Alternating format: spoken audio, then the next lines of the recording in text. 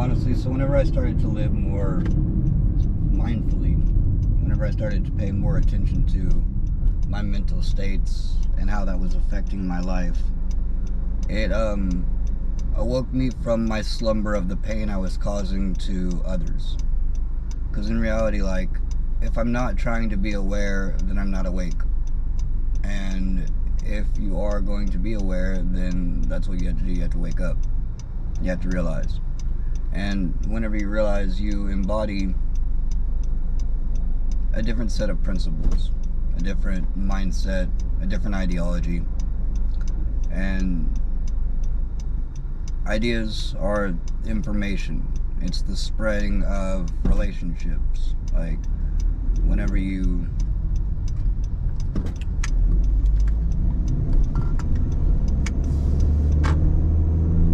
become mindful of how your words affect relationships, you start to see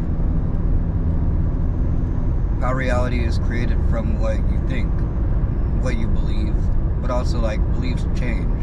Like, we don't always have parameters for our modes of thinking. Like, it's about gaining information, reading books, writing to yourself, and that's how you gain a deeper understanding of life. It's by seeking out information, knowledge, and whenever you become knowledgeable about yourself, you start to see how you can help the world. But at the same time, like, anyone that thinks that they know themselves or knows what they like, it's like you really don't until you have an experience, until you experience something different than what you knew to be true. And in reality, what is the truth? God, a higher power. And so seeking out a higher power, it makes your perceptions become a little bit more keen. You become a little bit more aware, and you realize more fundamental aspects to life. What's actually important, what's vitally important is learning. But really, it's loving, honestly. Loving and honoring others. Realizing that everyone has an inherent worth in reality. And respecting them. Because whenever you give respect, you get respect.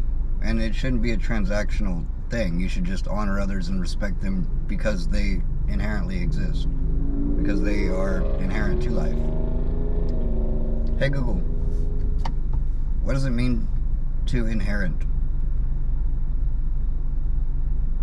Inherit generally means to receive something from a predecessor or by genetic transmission. This can be 1. Legally, to receive property, money, or a title from someone who has died.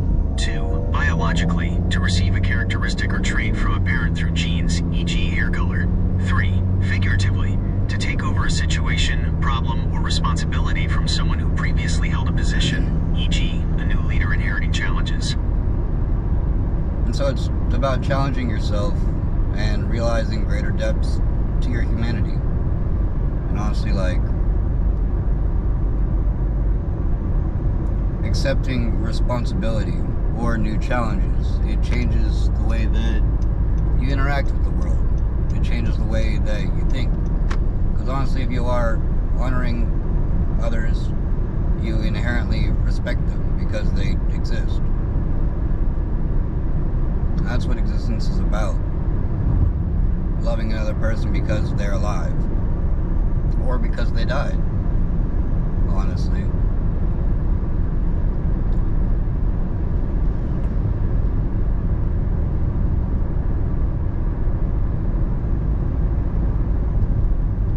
So I think that it's sad whenever there's a lot of division in the world, all because of what people say. And in reality, like, that's how you get to the truth, is listening to people's words and viewing reality from a sense of change.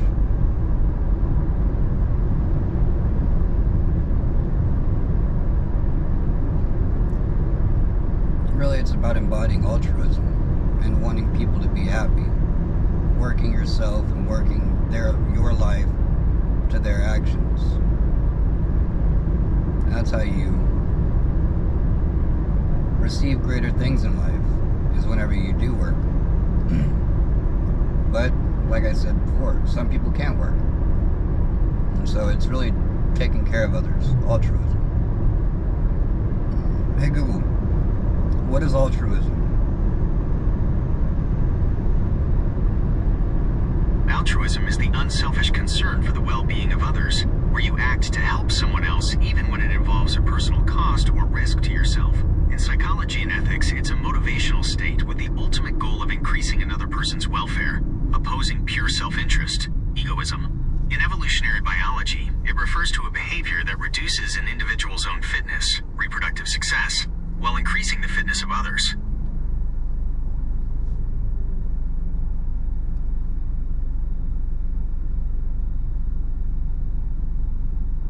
So, about being open in reality and learning how you can create change.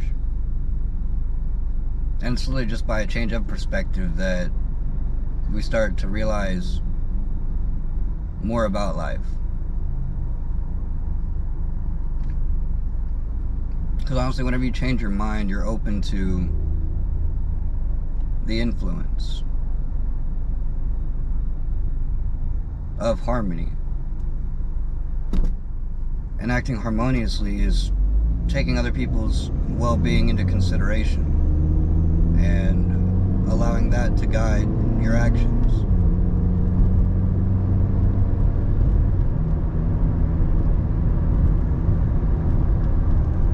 Because honestly, everyone can be selfish in life, but if you're not self-centered and you're focused on others, then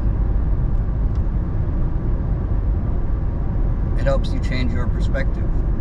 Honestly, other people, like, no one in life wants to see people do bad, at least so I like to think. But then again, there are people in the world that are selfish. They're self-centered, and they try to conserve their energy,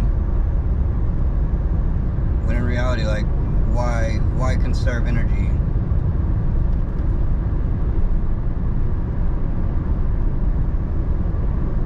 It only closes you off from things,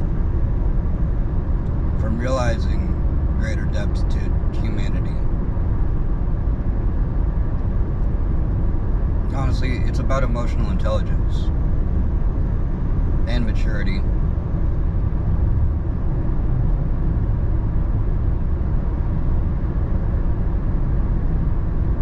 Being emotionally mature, you realize that you have to change, and that life's not always going to be the same. And that's how you get to the root of problems. It is changing yourself.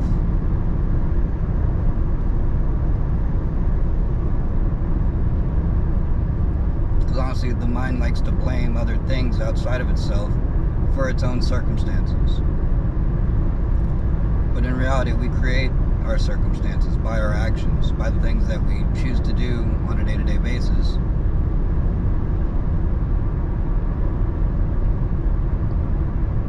It's about fostering good leadership. In reality. In reality. Fostering good leadership. Because honestly, everyone can be a leader in life.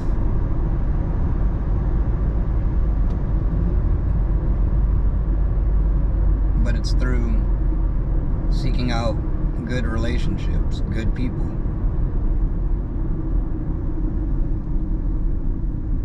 Because whenever you are virtuous, being a good person, you start to see how you can change the world.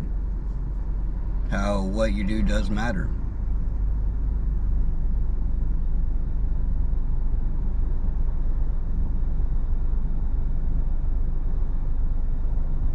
And if you act like nothing matters, then what is that? Honestly, I try not to let things be a big deal to me. Because if I do, I just get it bent out of shape.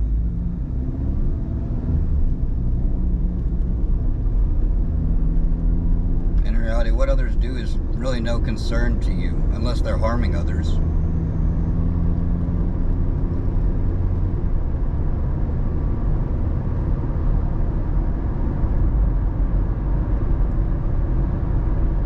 whenever you harm others, you're just harming yourself.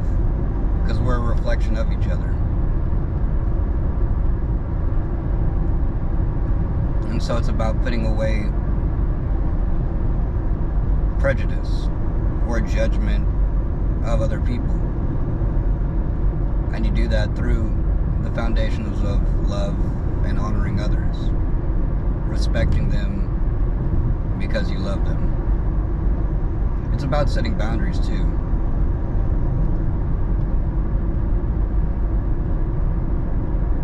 Setting rules for yourself.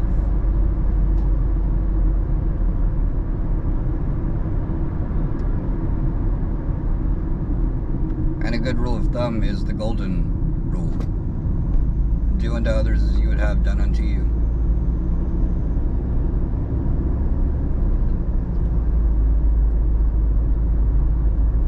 And that's, to me, what embodying virtue really is. Om. Thanks for listening.